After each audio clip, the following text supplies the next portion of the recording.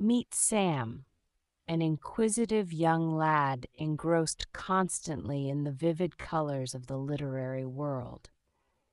Pages are like mazes to him, guiding him away from the humdrum of daily life into a path full of transformative wisdom.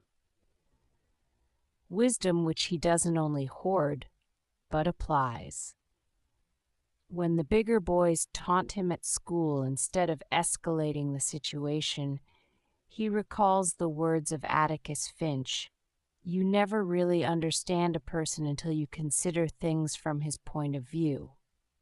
Teaching himself empathy, he transforms battles into friendships. When he loses in the school science fair, he remembers Thomas Edison in his book saying, "I have not failed. I've just found 10,000 ways